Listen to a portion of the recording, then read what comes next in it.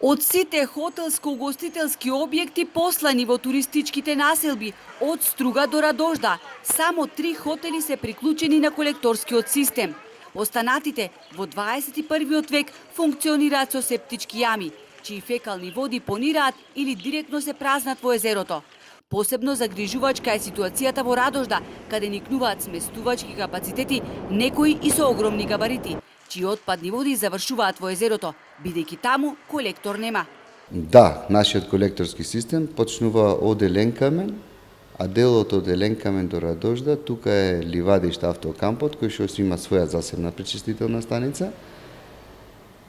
Нажалост, останатите објекти кои што се таму, во моментов имаат септички јами и нив ги користат за фекалиите, односно фекалната вода која што испуштаат од објектите. Шпанска консултантска проектантска фирма во наредните 10 месеци ќе изработувала проект за изграда на пречистителна станица од Еленкамен до Радожда, а потоа преку странски фондови ќе се барале пари за изграда на истата. Но со септички јами функционираат и Љубаништа и Охридското Сентропе Трпеца.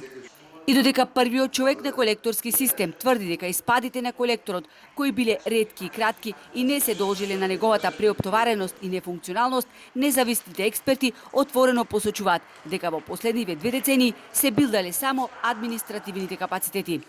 Тие капацитети се уште не се доволни за одржливо управување со Охридското езеро, бидејќи се уште 2 закани се актуелни кои што би имале долгорочни последици, а тоа се испуштањето на нетретирани отпадни води од населените места, кои што не се поврзани се уште на колекторскиот систем.